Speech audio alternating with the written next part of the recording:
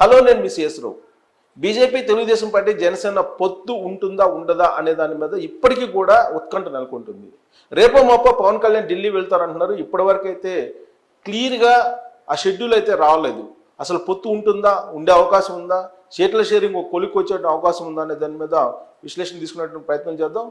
President Veerashankar గారు మనకు లైవ్లో సిద్ధంగా ఉన్నారు. వీరశంకర్ గారు నమస్తే అండి.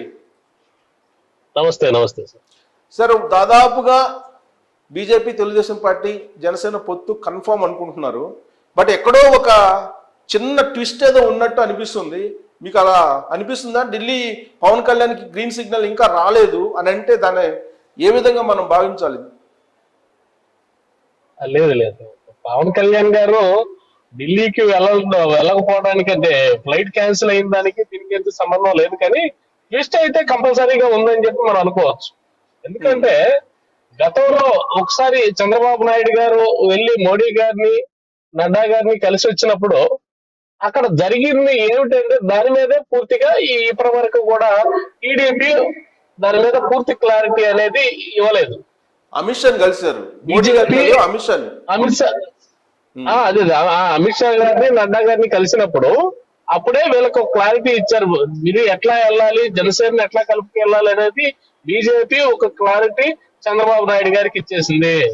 చంద్రబాబు నాయుడు గారు దాని మీద ఆయన తీసుకునే యాక్షన్ కోసం ఇప్పటి వరకు ఆయనే టీడీపీ వాళ్ళతో సంప్రదింపులు జరుపుకొని, తమ నాయకులతో సంప్రదింపులు జరుపుకొని మొత్తం క్లారిటీ తీసుకొని మనం ఎలా అయితే ముందుకు వెళ్దామనే విషయంలో వాళ్ళు క్లారిటీగా లేరనేది అనే విషయం మాత్రం మనం చెప్పుకోవచ్చు. ఇప్పుడు భీమవరం సభలో వీరశంకర్ గారు భీమవరం సభలో తెలుగుదేశం పార్టీ అంటే ఇష్టం లేదు బీజేపీకి, కానీ నేనే బతంలాడి వాళ్ళతో భంగపడి ఒప్పించాను అని చెప్పి వ్యాఖ్యలు చేశారని చెప్పి సోషల్ మీడియాలో వైరల్ అవుతుంది. పవన్ కళ్యాణ్ ఆ వ్యాఖ్యలు చేసినట్టు నిజమేనా అది? వస్తాయి ఇలాంటి.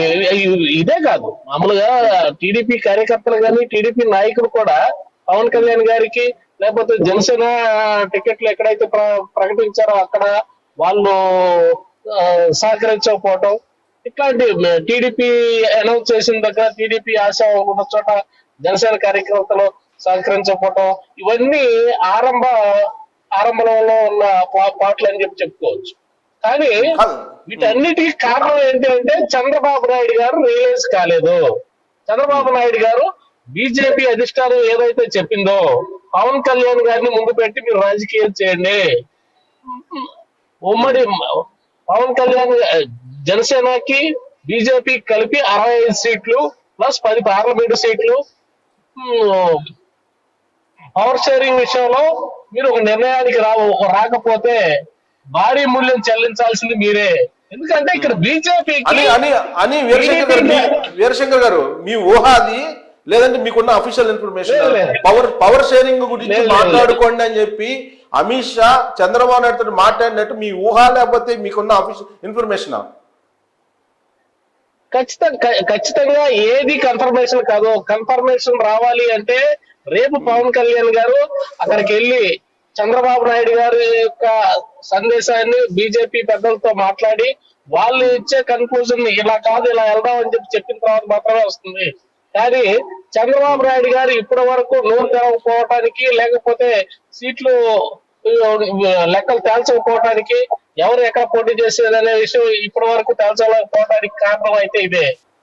ఢిల్లీ వెళ్లాల్సినటువంటి పవన్ కళ్యాణ్ విమానం రద్దయింది, అందుకే ఢిల్లీ వెళ్ళలేదని చెప్పి చెప్తూ ఉన్నారు వీరశంకర్ గారు, జన సైనికుడి నుంచి, జనసేన పార్టీ నుంచి. కానీ ఢిల్లీ నుంచి సంకేతాలు రాలేదనేది ఇప్పుడు తెలుగుదేశం పార్టీ అలాగే జనసేన నుంచి వినిపిస్తుంది. జనసేన తెలుగుదేశం పార్టీ మధ్య అయితే చాలా స్పష్టత సీట్ల షేరింగ్ విషయంలో ఉంది. పవర్ షేరింగ్ అనేటువంటి ఒక ప్రస్తావన అయితే ఎక్కడా కూడా లేదు. కేవలం కొంతమంది ఊహించుకుంటూ జనసేనకు సంబంధించినటువంటి కొంతమంది సోషల్ మీడియాలో కానీ మీడియాలో కానీ ప్రచారం చేస్తూ ఉన్నారు. ఇప్పటికే పవన్ కళ్యాణ్కి అలాగే చంద్రబాబు నాయుడుకి మధ్య ఒక అవగాహన ఉంది. ఆ అవగాహన మేరకే ఢిల్లీతోటి చర్చలు జరుపుతూ ఉన్నారు. బీజేపీ కలిసి వస్తే వాళ్ళకి ఎన్ని సీట్లు ఇవ్వాలి అనే దాని మీద చర్చ జరుగుతుంది.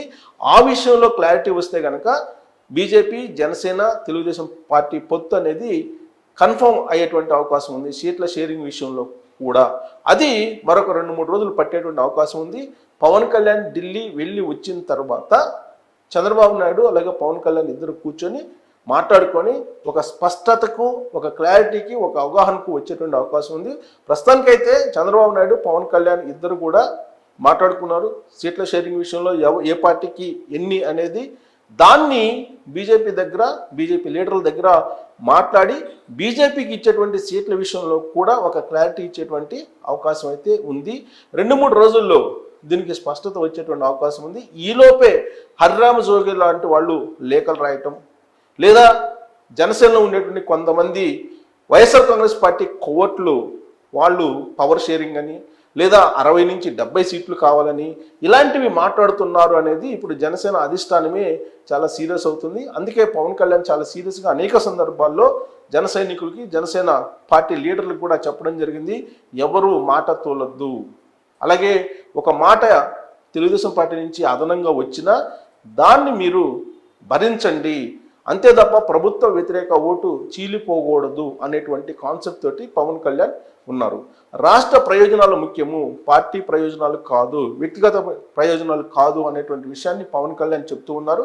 కొన్ని సందర్భాల్లో త్యాగాలకు కూడా సిద్ధపడాలి, అందుకు రెడీ అన్నటువంటి వాళ్ళే తనను ఫాలో అవ్వండి అనేది చాలా క్లియర్గా పవన్ కళ్యాణ్ చెప్తూ ఉన్నారు.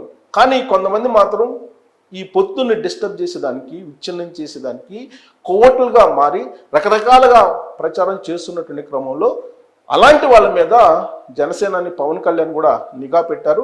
గతంలో లాగా కాకుండా ఇప్పుడు పవన్ కళ్యాణ్ ఒక స్పష్టతతోటి రాజకీయాల్లోకి వెళ్తూ ఉన్నారు దూసుకొని. సో ఈ నేపథ్యంలో పవన్ కళ్యాణ్ ఢిల్లీ వెళ్ళి వచ్చిన తర్వాత డెఫినెట్గా బీజేపీ, జనసేన, తెలుగుదేశం పార్టీకి సంబంధించిన పొత్తు, సీట్ల షేరింగ్ విషయంలో ఒక స్పష్టత వచ్చేటువంటి అవకాశం ఉంది. కొంతమంది జనసేన నాయకులు చెప్తున్నటువంటి విధంగా అమిత్ షా పవర్ షేరింగ్ ఏదో మాట్లాడుకోవాలని చెప్పి ఒక ప్రచారం చేస్తున్నారు, దాంట్లో వాస్తవం లేదు, అది పూర్తిగా అవాస్తవము అనేది చాలా క్లారిటీగా అటు తెలుగుదేశం పార్టీకి, జనసేనకి కూడా ఉంది. బట్ ఇలాంటి ప్రచారాల్ని వినవద్దు, ఇలాంటి ప్రచారాలు నమ్మవద్దు అని చెప్పి పవన్ కళ్యాణ్ కూడా చెప్తున్నటువంటి క్రమంలో సో పొత్తు అలాగే సీట్ల షేరింగ్ ఏ విధంగా ఉండబోతుంది అనేది ఢిల్లీ వెళ్ళిన తర్వాత తెలిసేటువంటి అవకాశం ఉంది. అప్పటి వరకు ఈ సీట్ల షేరింగ్ మీద రకరకాల ఊహాగానాలు, ప్రచారం ఆగేటువంటి అవకాశం లేదు. దానివల్ల డిస్టర్బ్ కాకుండా ఉండమని మాత్రమే పవన్ కళ్యాణ్ చెప్తూ ఉన్నారు. సో పొత్తు ఎలా ఉండబోతుంది, సీట్ల షేరింగ్ ఎవరికి ఎన్ని వచ్చే అవకాశం ఉందనేది మనం మరొక 2 రోజుల్లో చూడొచ్చు.